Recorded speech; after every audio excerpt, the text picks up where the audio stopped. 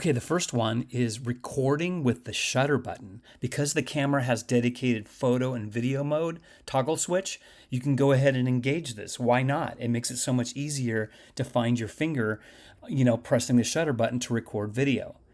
So that button still works, but if you press this button now, it's going to record video. Okay, now the next one is turning the monitor in slightly higher quality. Now in the past, you really didn't want to do this because it took up a lot of battery, but with this new bigger battery, you don't have to worry about that. Now the next one, we're going to set the auto temperature to high. Why it's not set like this from the beginning, I have no idea. But anyway, this way your camera won't overheat. This one here is the record tally lamp on the front of the camera. Go ahead and make sure that is turned on. If you want it on, if you want to be stealth, you can leave it off. And then when you have it engaged, it'll look like this.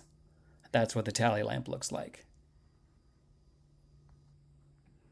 Okay, the next one, another one that should be on when you get the camera, the anti-dust function. So when you turn this on, when you shut the camera off, the shutter drops down so you don't get dust on your sensor. I don't know why Sony doesn't have this engaged when you get the camera and you have to go ahead and turn it on manually. Now this one is an interesting one. This is the Eyecup that comes with the camera. And you can see here I've added this one. This is the Eyecup that comes on the A1 Mark II. And you can see the difference there. And if you look up this part number here, you can get one of these because basically the body of the two cameras are very similar. So if you want to have the better Eyecup, get this one.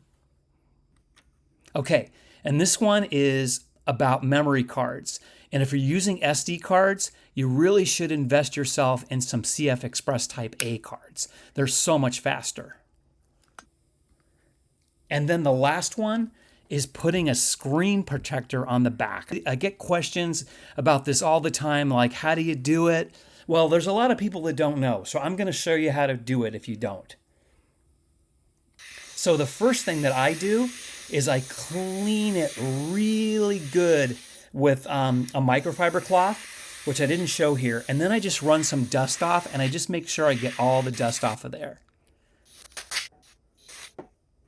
And then I just keep looking at it. I have a flashlight on my head because the whole idea is I want to get this, I'm going to get this done in one shot.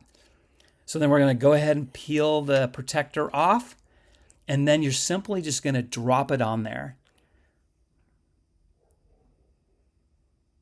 And I just got this one off of Amazon. They're really cheap. And really, once you get them lined up just right, like I'm doing here, it's going to stay on there for a long time.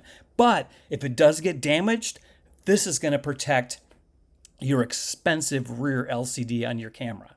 I mean, this camera is not cheap, so why wouldn't you want to put on a $7 screen protector? And you can see there, once you drop it in and you get it lined correctly, it just adheres itself. The cool thing is it can be removed at any time. It doesn't leave any residue. And then what I like to do is take the cleaning cloth and just go over it and just make sure that it's really gotten on there really good.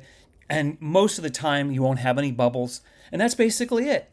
Now you're ready to go out and use your new Sony A7R VI.